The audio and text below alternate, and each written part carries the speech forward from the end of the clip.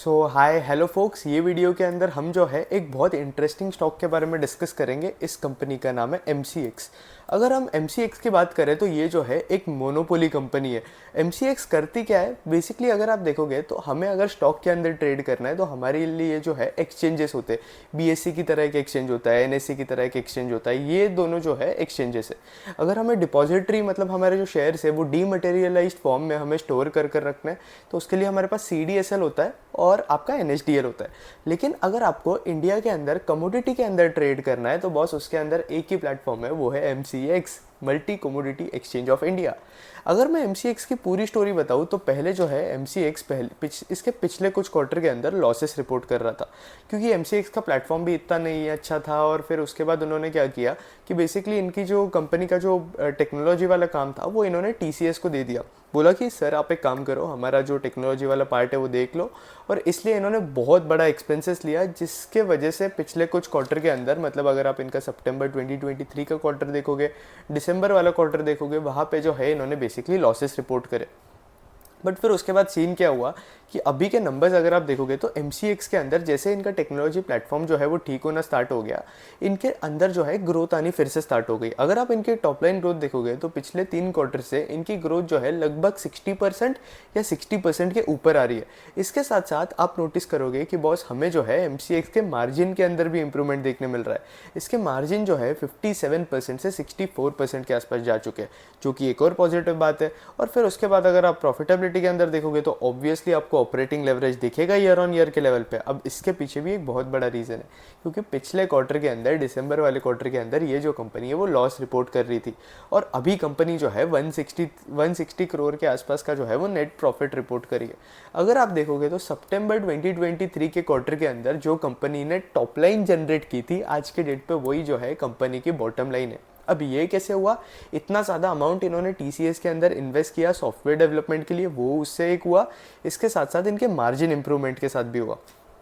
अगर आप MCX का बिजनेस मॉडल आपको नहीं पता हो तो मैं आपको पहले MCX का जो है वो बिजनेस मॉडल समझा देता हूँ। MCX जो है बेसिकली एक एक्सचेंज है जहाँ आप देखते हो तो कमोडिटीज़ की ट्रेडिंग होती है। अब जैसे हमारे नॉर्मल शेयर्स के अंदर ट्रेडिंग होती है उस टाइप की ट्रेडिंग नहीं होती है। यहाँ जो है इनके पास बेसिकली पूरे डेरिवेटिव कॉन्ट्रैक्ट्स होते हैं। अब डेरिवेटिव कॉन्ट्रैक्ट्स क्या होता है? अगर आप देखोगे तो डेरिवेटिव कॉन्ट्रैक्ट्स फ्यूचर्स होता है, ऑप्शंस होता है, तो इस टाइप के जो है वो डेरिवेटिव कॉन्ट्रैक्ट्स होते हैं।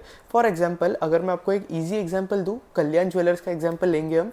अगर मैं कल्याण ज्वेलर्स की बात करूँ तो कल्याण ज्वेलर्स को जो है वो गोल्ड ट्रेड करना पड़ता है। अब ऑब्वियसली कल्याण ज्वेलर्स जो है एक गोल्ड रिटेलर है, उससे तो रिस्क लेना नहीं है कि यार गोल्ड का प्राइस इंक्रीज भी हो रहा है, डिक्रीज भी हो रहा है, तो वो नहीं चाहता है ना कि यार उसकी इन्वेंट्री जो है गोल्ड के प्राइजेस की वजह से फ्लक्चुएट हो। कल्याण ज्वेलर्स हो गया या टाइटन जैसे बड़े बड़े कंपनीज हो गई, अगर वो उनके कॉन्ट्रैक्ट्स जो है गोल्ड को हेज नहीं करेंगे। अगर आप कल्याण और टाइटन की कॉन कॉल पढ़ते हो तो आपको पता रहेगा कि ये लोग इन्वेंट्री को जो है वो हेज कर कर चलते हैं। 100% हेज्ड है आई थिंक दोनों की इन्वेंट्री। इसके साथ साथ बाकी कंपनीज भी है लिस्टेड स्पेस में। ग्रेविटा है जो कि आपका लेड हेज करती है, एल्यूमिनियम भी हेज कर रही थी, और फिर उन्होंने MCX के साथ प्लास्टिक हेज करने का भी कॉन्ट्रैक्ट स्टार्ट किया था। तो अगर आप देखते हो तो MCX पे आप कोई भी कमोडिटी जो है हेज कर सकते हो। आपकी एग्रीकल्चरल कमोडिटी भी हो गई। फॉर एग्जांपल आप एक वीट सेलर हो, ठीक है, आपको ऐसा लगता है कि यार वीट का प्राइस इंक्रीज हो जाएगा, और किसी और को लगता है कि बॉस वीट का प्राइस जो है वो डिक्रीज हो जाएगा। अब दोनों जो बिजनेस कर रहे हैं उनके ऊपर प्राइस रिस्क है कि बॉस प्राइस के अंदर वॉलेटिलिटी होगी, डिमांड सप्लाई के अंदर एक्सचेंज होगा, इसलिए प्राइस इंक्रीज डिक्रीज होना स्टार्ट हो जाएगा। और इसके वजह से अगर प्राइस इंक्रीज हो रहा है, अगर आप वीट का प्राइस इंक्रीज हो जाता है तो आपका फायदा, लेकिन आप अगर परचेस करने वाले हो तो आपका नुकसान है। तो इसलिए आप क्या करोगे? हेजिंग करोगे। अब हेजिंग से क्या होता है कि आप एक फिक्स प्राइस डिसाइड करोगे कि मैं अगले ये डेट पे, फॉर एग्जाम्पल मुझे 10th ऑफ जनवरी को बेचना है, तो मैं ऐसा डिसाइड करूंगा कि यार 10th ऑफ जैन को मैं XYZ प्राइस पे ही आपसे परचेस करूंगा, भले ही उस दिन वीट का प्राइस या गोल्ड का प्राइस कुछ भी हो, उससे फ़र्क नहीं पड़ता है। मैं ये वाला डिसाइडेड प्राइस है, ये वाला डिसाइडेड टाइम है, इस पे ही जो है ट्रांजैक्शन होगा। इसे जो है आप फ्यूचर्स के साथ हेजिंग बोल सकते हो, बेसिकली फॉरवर्ड्स बोलते हैं हम इसे। बट ये फॉरवर्ड जब एक्सचेंज के ऊपर होता है तब हम जो है इसे फ्यूचर्स बोलते हैं। अब ऑब्वियसली आप फ्यूचर्स करते हो तो आपको मार्जिन कॉल्स भी होते हैं कि आपका मार्जिन अगर XYZ लेवल के जो है नीचे गिरना स्टार्ट हो गया तो आपको इतना इतना मार्जिन फिर से ऐड करना पड़ेगा। मार्जिन कॉल होते हैं कि अगर आपका मार्जिन बहुत ज़्यादा रिड्यूस हो गया तो उसके लिए आपको मार्जिन कॉल आता है, आपको जो है वो वापस मार्जिन उधर एक्सचेंज पे देना पड़ता है कि यार आपको मार्जिन कॉल आया, आपको पोजीशन मेंटेन कर कर रखना है, इसलिए मार्जिन देना पड़ेगा। तो ये सारी चीज़ें जो होती है ये सब कॉमन होती है। तो एमसीएक्स पे बेसिकली आप डेरिवेटिव ट्रेड कर सकते हो आपके कमोडिटी के। और इंडिया के अंदर ये जो है एक मोनोपोली कंपनी है। कमोडिटी मार्केट के अंदर अगर आप देखोगे तो इनका जो है 95% के आसपास का जो है वो मार्केट शेयर है FY24 के हिसाब से। और ये लोग जो है अगर आप देखोगे तो प्रीशियस मेटल और स्टोन्स के अंदर जो है इनका 100% मार्केट शेयर है। आपका एनर्जी के अंदर इनका 99% के आसपास है। और आपका बेस मेटल के अंदर अगर आप देखोगे तो उनके अंदर भी 99% के आसपास है। तो ओवरऑल अगर आप देखोगे तो मैक्सिमम बुलियंस, आपका एनर्जी का मैक्सिमम ट्रेडिंग जो है वो आपके एमसीएक्स पे ही होता है, इनके डेरिवेटिव कॉन्ट्रैक्ट्स का अगर हम देखें तो। अब ये डेरिवेटिव कॉन्ट्रैक्ट के अंदर किस टाइप के डेरिवेटिव कॉन्ट्रैक्ट्स होते हैं? एक जो होता है आपका फ्यूचर्स, ऑब्वियसली फ्यूचर्स ही होगा। फॉरवर्ड जो है जैसे कि मैंने आपको बोला एमसीएक्स के केस में होना पॉसिबल नहीं है, क्योंकि एमसीएक्स जो है एक एक्सचेंज है। एक्सचेंज के ऊपर फॉरवर्ड कॉन्ट्रैक्ट नहीं होता है। एक्सचेंज के ऊपर जो भी कॉन्ट्रैक्ट होता है उसे जो है हम फ्यूचर कॉन्ट्रैक्ट बोलते हैं। अब फ्यूचर कॉन्ट्रैक्ट के अंदर जो है काउंटर पार्टी रिस्क नहीं रहता है कि देखो मुझे ऐसा लग रहा है कि यार मेरा फायदा होने वाला है और आप भाग जाओगे, ऐसा ये फ्यूचर वाले केस में नहीं होगा। ये जो है फॉरवर्ड्स के केस में हो सकता है। हाँ पता है चीज़ें थोड़ी कॉम्प्लेक्स हो रही होगी, लेकिन इसलिए मैं जो है सिंपल लैंग्वेज के अंदर आपको जो है वो ब्रेक डाउन करना स्टार्ट कर रहा हूँ, ताकि आपको जो है इसका पूरा आइडिया लग जाए। फिर उसके बाद अगर आप टर्नओवर वाइज देखोगे तो प्रीशियस मेटल के अंदर इसके 62.38% के आसपास टर्नओवर आ रहा है वहाँ से। एनर्जी से अगर आप देखोगे तो 27%, बेस मेटल से 9.6% के आसपास, एग्री कमोडिटी से अगर आप देखोगे तो 0.11% के आसपास है, और आपका फ्यूचर से जो है 0.6% के आसपास है। अब एमसीएक्स जैसी कंपनीज अगर आप ट्रैक कर रहे हो तो आपका एवरेज डेली टर्नओवर जो होता है वो सबसे ज़्यादा होना चाहिए। तो फ्यूचर्स कॉन्ट्रैक्ट के अंदर बुलियन से जो है मतलब आपका गोल्ड हो गया, सिल्वर हो गया, ये सारी जो चीज़ें होती है वहाँ से मैक्सिमम टर्नओवर आ रहा है फ्यूचर्स में। फिर उसके बाद एनर्जी से आ रहा है, फिर आपका बेस मेटल, फिर एग्रीकल्चर, और फिर उसके बाद इंडेक्स। और फिर उसके बाद अगर आप देखोगे तो एमसीएक्स के रेवेन्यूज़ कहाँ कहाँ से आते हैं, तो एमसीएक्स अगर आप देखोगे तो ट्रांजैक्शन फीस चार्ज करता है। इसके साथ साथ एमसीएक्स जो है एनुअल फीस भी चार्ज करता है, या अपनी खुद की डेटा सर्विस भी देता है कि जैसे कि आपको कोई कमोडिटी के प्राइस से रिलेटेड कुछ डेटा वगैरह चाहिए होगा तो एमसीएक्स से जाके आप डेटा सर्विसेज ले सकते हो, उसके लिए भी ये लोग चार्ज करते हैं। और डेटा सर्विसेज के अंदर इनके जो मार्जिन होते हैं वो सबसे ज़्यादा मैक्सिमम होते हैं। फिर उसके बाद ये लोग एनुअल फीस वगैरह जो है कि जो ब्रोकर्स इनके प्लेटफॉर्म पे है, जो ट्रेडर्स इनके प्लेटफॉर्म पे है, उनसे जो है एक फ़ीस चार्ज की जाती है, जिसे ये लोग जो है एनुअल फीस बोलते हैं। और ट्रांजैक्शन फीस मतलब क्या कि जो आपके फ्यूचर कॉन्ट्रैक्ट्स आपके एक्सचेंज पे ट्रेड हो रहे हैं, ऑप्शंस ट्रेड हो रहे हैं, तो वो कॉन्ट्रैक्ट्स पे अगर आपको ट्रेड करना है तो उसे बेसिकली जो है वहाँ से जो ट्रांजैक्शन के थ्रू आपको रेवेन्यू आएंगे। मतलब मैं एक ब्रोकर हूँ, मैं एमसीएक्स पे ट्रेड कर रहा हूँ, मैं कुछ ट्रांजैक्शन कर रहा हूँ, और उसके थ्रू जो है एमसीएक्स को अच्छा खासा रेवेन्यू आता है। मैक्सिमम रेवेन्यू जो है वो वहाँ से ही आते हैं। ट्रांजैक्शन में भी अगर मैं ब्रेकअप देखूँ तो मैक्सिमम जो है वो फ्यूचर्स आपके ऑप्शन से आते हैं, और फ्यूचर से जो है 37% ऑफ रेवेन्यूज़ आ रहा है। इसके साथ साथ एमसीएक्स जो है उसके खुद के वेयर हाउसेज भी है। अगर आप देखोगे तो इनके थाने के अंदर वेयर हाउस है, रायपुर, चेन्नई, कोलकाता और एनसीआर के अंदर जो है इनकी वेयर हाउस फैसिलिटीज़ है। अब ये वेयर हाउस फैसिलिटीज़ के अंदर अगर आप देखोगे तो जो प्रीशियस मेटल है वगैरह उनका स्टोरेज वगैरह होता है, ताकि किसी को अगर डिलीवरी चाहिए होगी इन मेटल्स की, किसी का रिक्वायरमेंट होगा तो वहाँ से जो है इमीडिएट डिलीवरी उन्हें किया जा सकता है। इसके साथ साथ एमसीएक्स का अगर आप देखोगे तो बॉस इन्होंने सीडीएसएल के साथ कॉन्ट्रैक्ट भी सेटअप कर रखा था, और इसलिए अगर आप देखोगे तो एमसीएक्स की जो इन्वेस्टमेंट है 12 करोड़ के आसपास की इन्वेस्टमेंट है सीडीएसएल के अंदर, जहां इनके पास जो है 24% of the stake of the company है। अब इसके वजह से अगर आप देखोगे तो एमसीएक्स ने अदर इनकम से जो है बहुत अच्छा रिटर्न जनरेट किया होगा इस साल के अंदर, क्योंकि सारे कैपिटल मार्केट वाले स्टॉक जो थे वो अपसाइकिल के अंदर थे। इसलिए एक्सपेक्टेशन ये है कि भाई एमसीएक्स ने तो जो है वो बहुत ज़्यादा कमाया होगा। एक और कंपनी थी जिसके पास एचडीएफसी बैंक के शेयर थे, वो मुझे बहुत बुरा लगा। आई थिंक एक्साइड थी, उन्होंने भी जो है वो सेल ऑफ कर दिया था उसे। फिर उसके बाद अगर आप देखोगे तो कोई भी अगर प्लेयर है वो अपनी हेजिंग क्यों करता है, वो हेजिंग करता है ताकि उन्हें जो है अपना रिस्क मैनेजमेंट करना होता है। और रिस्क मैनेजमेंट की वजह से वो नहीं चाहते कि यार कमोडिटी के प्राइसेस की वजह से उनका जो बिजनेस ऑपरेशन है वो थोड़ा हैम्पर हो, इसलिए वो नहीं चाहते। इसके साथ साथ अगर मैं देखूँ तो सीडीएसएल का जो है ओवरऑल पूरे मार्केट शेयर जो है आपका डीमटेरियलाइजेशन शेयर्स वगैरह के अंदर, तो वो 77% के आसपास का मार्केट शेयर है। तो एनएचडीएल से ज़्यादा शेयर है सीडीएसएल का। इसके साथ साथ एमसीएक्स का अगर आप देखोगे तो प्रोडक्ट मिक्स जो होता है वो किसी भी कंपनी के लिए एक बहुत इंपॉर्टेंट मेट्रिक होता है, और प्रोडक्ट मिक्स की वजह से मार्जिन जो है वो बहुत ज़्यादा फ्लक्चुएट होते हैं। तो प्रोडक्ट मिक्स के केस में अगर आप देखोगे तो प्रोडक्ट मिक्स भी अगर आप देखोगे एमसीएक्स का तो उसमें चेंज हमें देखने मिला है, जहाँ प्रोडक्ट मिक्स जो है वो फ्यूचर से आज के डेट पे ऑप्शंस पे जा चुका है, और ऑप्शन से जो है कंपनी के जो है मैक्सिमम रेवेन्यूज़ आ रहे हैं।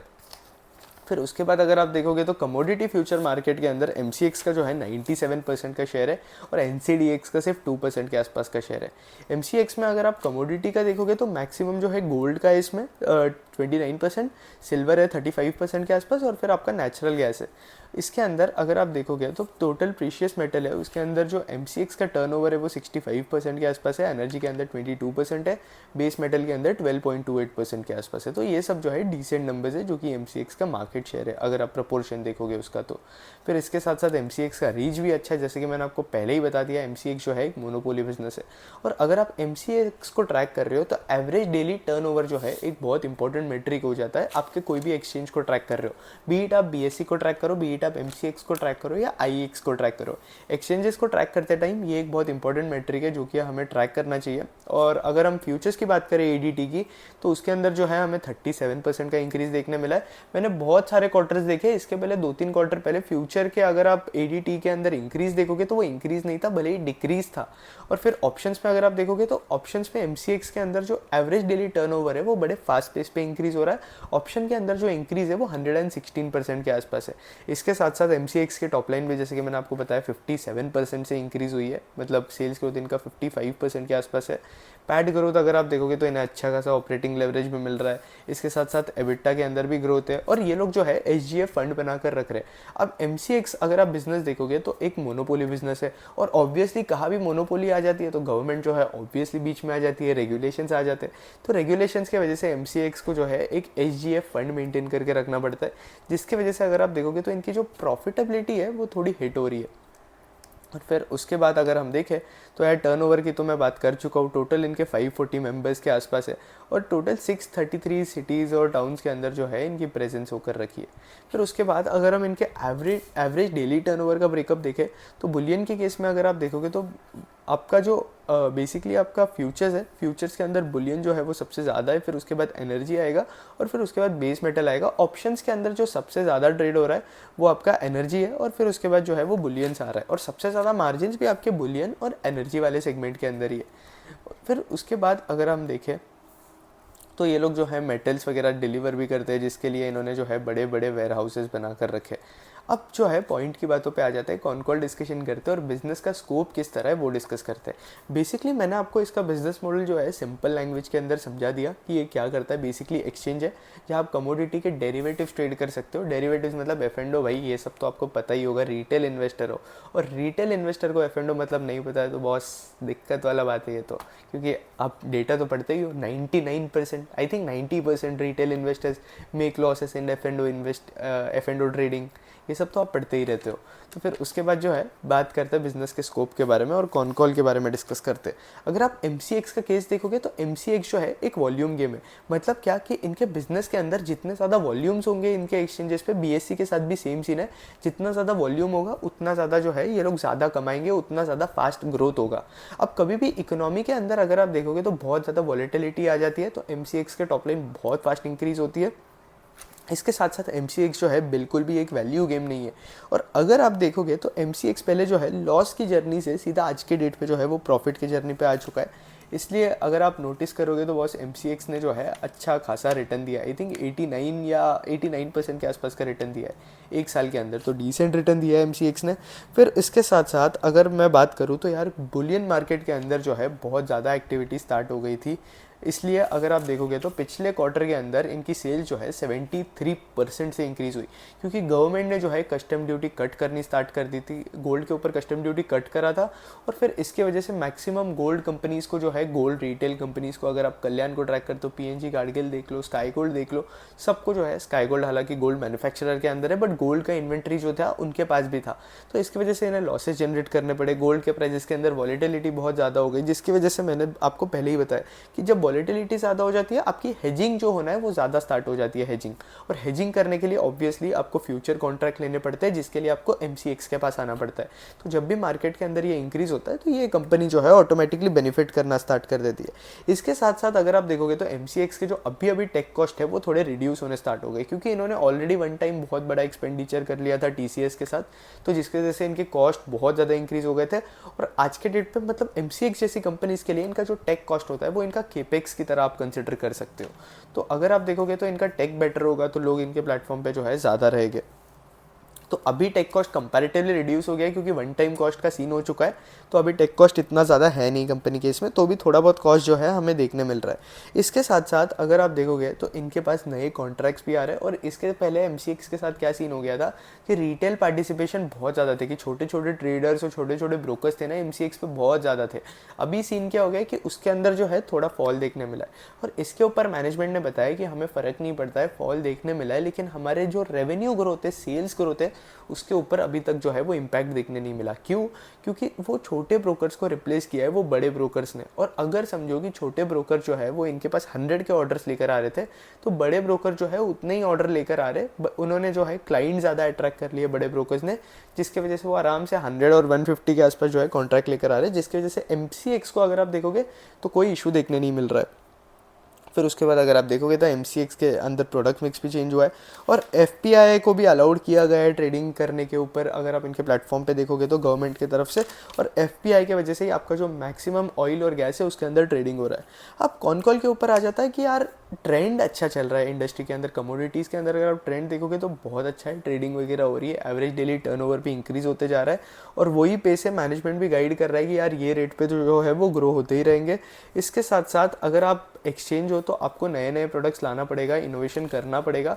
जैसे कि मैंने आपको बोला ना, एल्यूमिनियम का कॉन्ट्रैक्ट नहीं था आई थिंक MCX पे, वो भी ग्रेविटा इनके पास गया। ग्रेविटा के कॉन कॉल के अंदर मैंने पढ़ा था कि ग्रेविटा को एल्यूमिनियम से हेजिंग करना था, तो इसलिए वो लोग MCX पे बात वगैरह भी कर रहे थे, और फिर MCX ने डिसाइड भी किया था कि ये लोग एल्यूमिनियम की भी हेजिंग स्टार्ट कर देंगे। आई थिंक उन्होंने वो भी कर दी है, और ये लोग प्लास्टिक भी हेज करते, तो आप उस हिसाब से देख सकते हो कि जितना ज़्यादा इनोवेशन करते रहेंगे उतने ज़्यादा इनके पास कॉन्ट्रैक्ट्स आते रहेंगे, और कॉन्ट्रैक्ट्स आते रहेंगे उस हिसाब से ये लोग प्रीमियम चार्ज करते रहेंगे, जो कि MCX के रेवेन्यू ग्रोथ को कंट्रीब्यूट करेगा।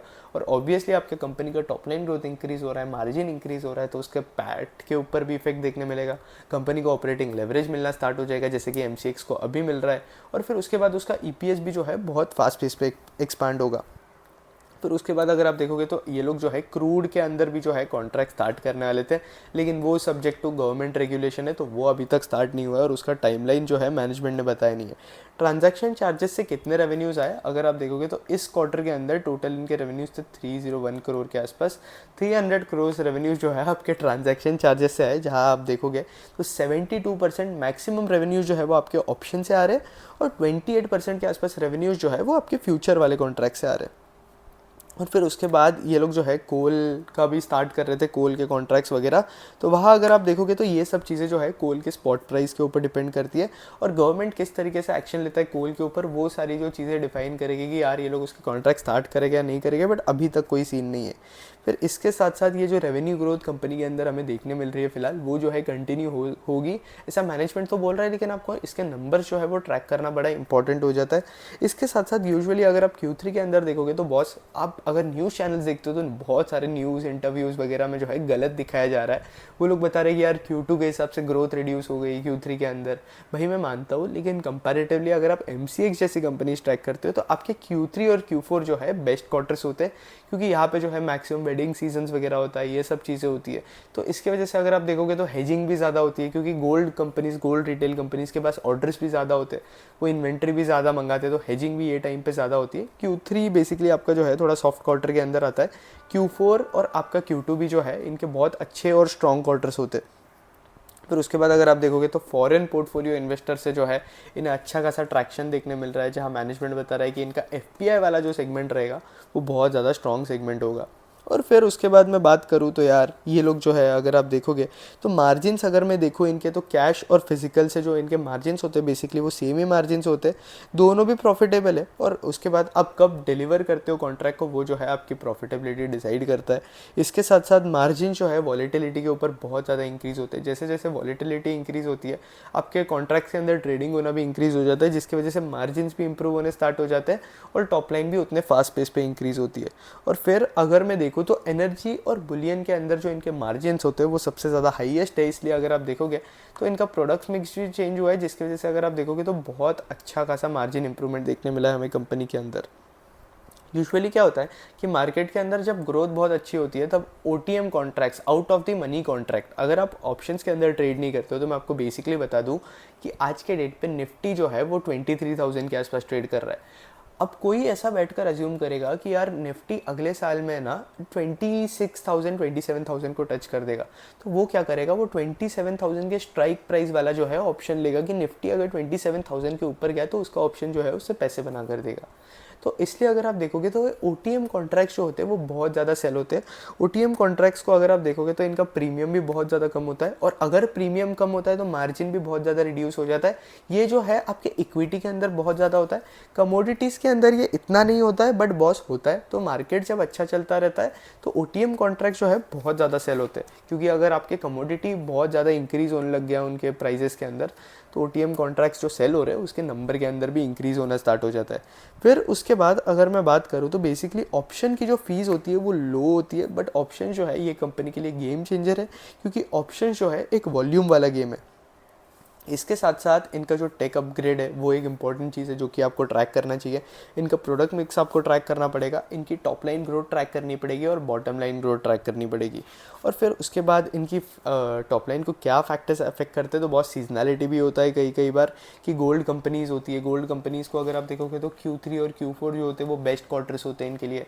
तो गोल्ड कंपनीज़ क्या करेगी, Q2 के अंदर इन्वेंट्री मंगा के रखेगी, इन्वेंट्री मंगा कर रखेगी तो फिर इनके पास Q3 के अंदर सेल करने को इन्वेंट्री तो होना ही चाहिए। तो Q2 अच्छा क्वार्टर होता है इनके लिए, Q4 अच्छा क्वार्टर होता है क्योंकि Q3 के अंदर भी अच्छी खासी सेलिंग होती है। Q3 यूजुअली अगर आप देखोगे तो थोड़ा सॉफ्ट क्वार्टर होता है MCX जैसी कंपनीज़ के लिए, कि यूजुअली जब तक कोई वॉलेटिलिटी नहीं आती है तो यहाँ जो है चीज़ें स्टेबल चलती रहती है, इतनी ज़्यादा मूवमेंट वगैरह नहीं होता रहता है, इसलिए जो है यूजुअली Q3 जो है वो सॉफ्ट होता है। इसके साथ साथ अगर कुछ बहुत रेगुलेशन आ जाता है कि गवर्नमेंट कुछ रेगुलेशन पास कर देती है, जैसे कस्टम ड्यूटीज़ के बारे में हुआ गोल्ड का, तो रेगुलेशन ऐसा कुछ आ जाता है तो ऑटोमेटिकली कॉन्ट्रैक्ट्स के अंदर जो है वो वॉलेटिलिटी इंक्रीज़ होना स्टार्ट हो जाती है, जिसके वजह से अगर आप देखोगे तो MCX जैसी जो कंपनीज़ है वो एकदम अच्छा खासा ग्रोथ दिखाती है आपको। फिर उसके बाद अगर आप देखोगे तो बॉस MCX का जो है अभी स्कोप कैसा है, हमने बिजनेस मॉडल डिस्कस कर लिया कि बॉस रेवेन्यू कहाँ से आते हैं, तो अभी कंपनी का जो है स्कोप है वो किस तरीके का है और क्या एक्सपेक्ट कर सकते हैं हम इस कंपनी से चीज़ें। उसके बाद मैं बात करूँ यार तो MCX कंपनी अच्छी है, आपका ग्रोथ अच्छा देखने मिल रहा है कंपनी के अंदर, हर चीज़ जो है करेंटली तो ठीक चल रही है कंपनी के अंदर, अभी तक जो है मैं प्रॉब्लम देखने नहीं मिला, लॉस से प्रॉफिट के जर्नी में आई है। अब यहाँ से कितना ग्रोथ पॉसिबल है कंपनी के अंदर, अगर मैं देखूँ तो यहाँ से भी जो है आपको ट्रैक करना है। इक्विटी मार्केट यूजुअली मैंने देखा है कि जब खराब परफॉर्म करना स्टार्ट कर देता है, आपका कमोडिटी मार्केट जो है अच्छा परफॉर्म करता है। करंटली जो है इक्विटी मार्केट परफॉर्म नहीं कर रहा है, कैपिटल मार्केट वाले सारे स्टॉक से उनका परफॉर्मेंस अच्छा नहीं आ रहा है, तो मेरी एक्सपेक्टेशन ये है कि कमोडिटी के अंदर ट्रेडिंग जो है वो थोड़ी ज़्यादा होना स्टार्ट हो जाएगी। वो अब हमें देखने की चीज़ है कि यार किस तरीके से चीज़ें प्ले आउट होती है। ऐसे तो मैनेजमेंट बात कर रहा था कि ये लोग रिटेलर्स को भी अवेयरनेस वगैरह लेकर आएंगे ताकि रिटेल पार्टिसिपेशन इनके ऊपर इंक्रीज हो, और ऑब्वियसली ऑप्शन ट्रेडिंग के थ्रू आप रिटेलर्स पैसा गवाओगे और MCX जैसी कंपनी जो है वो पैसा कमाएगी। तो ये एक सीन चल रहा था कि अवेयरनेस कैंपेन्स वगैरह करेंगे कमोडिटी के अंदर, बट वो अभी तक हुआ नहीं है, ताकि लोगों के अंदर धीरे धीरे अवेयरनेस आए कि वो कमोडिटीज़ भी आकर ट्रेड करें। तो ये एक सीन चल रहा था इस कंपनी के साथ। और अगर आप देखोगे तो MCX जैसी कंपनीज़ ना बहुत ज़्यादा रेगुलेशन के ऊपर डिपेंड करती है। गवर्नमेंट अगर कुछ भी रेगुलेशन लेकर आ जाता है तो एंजल वन जैसी कंपनीज़ या बाकी जैसी कंपनीज जिस तरीके से अफेक्ट हुई है करंटली, उस तरीके से MCX भी जो है वो अफेक्ट हो सकता है। इसलिए ये एक दिक्कत है, जो कि मेरे को लगा कि हाईलाइट करना चाहिए। ये एक बहुत बड़ा रिस्क है कंपनी के साथ। बाकी तो ठीक है यार, कंपनी के साथ ठीक ही चल रहा है सब, ग्रोथ अच्छी देखने मिल रही है। अब देखा जाएगा कि अगले कुछ क्वार्टर के अंदर ग्रोथ किस तरीके से आती है। वैल्यूएशन में वाइज बात करूँ तो यार ट्रेलिंग 12 मंथ्स का PE जो है इसका 57 के आसपास चल रहा है, और अगर मैं इसका फॉरवर्ड PE भी कैलकुलेट करूँ तो ट्रेलिंग 12 मंथ्स पे इनके रेवेन्यूज जो है वो 1000 के आसपास है। अज्यूमिंग कि यार ये साल ये लोग 1100 पे क्लोज करेंगे, और अगर आप इनका पैड देखोगे तो पैड जो है इनका ट्रेलिंग 12 मंथ्स के ऊपर अगर आप नोटिस करोगे तो 512 के आसपास है, और अज्यूमिंग कि ये लोग 600 के आसपास क्लोज कर देंगे, तो 600 के पैड पे अगर मैं 29,000 का मार्केट कैप देखूँ तो ये आराम से इसका PE अगर आप नोटिस करोगे तो ये बन जाएगा 48 के आसपास। तो 50 to 55 के बीच में जो है मैं इसका PE रखूँगा। फॉरवर्ड PE जो है सब्जेक्ट टू आपका मार्केट प्राइस फ्लक्चुएशंस, तो उस पी में अगर आप देखोगे तो डिसेंट अपॉर्चुनिटी देखने मिल रही है हमें, क्योंकि ग्रोथ अभी करंटली जो है MCX के अंदर फास्ट देखने मिल रही है। बस कंडीशन ये है इस पी की कि ग्रोथ जो है कंपनी के अंदर वो परसिस्ट होनी चाहिए, वो सबसे ज़्यादा इंपॉर्टेंट मेट्रिक है। बाकी MCX की ट्रैकिंग जो है हम कंटिन्यू रखेंगे। ये Q3 के जो नंबर्स है वो तो बड़े अच्छे थे इस कंपनी के, होपफुली इसके Q3 के अंदर भी ये जो चीज़ है वो परसिस्ट होती है। मुझे नहीं लगता कैपिटल मार्केट्स के अंदर अगर आप देखोगे तो स्लो डाउन देखने मिल रहा है, लेकिन मुझे नहीं लगता इस स्टॉक के अंदर अभी तक जो है वो स्लो डाउन देखने मिलेगा। होपफुली स्टॉक के साथ चीज़ें जो है अच्छी प्ले आउट हो, तो शेयर होल्डर्स जो है ज़्यादा से ज़्यादा पैसे कमाए। होपफुली आपको ये वीडियो अच्छा लगा होगा, बिजनेस एनालिसिस वाला वीडियो अच्छा लगा तो लाइक कर देना, कंटेंट अच्छा लगा तो चैनल सब्सक्राइब कर देना। That's it, thank you for watching.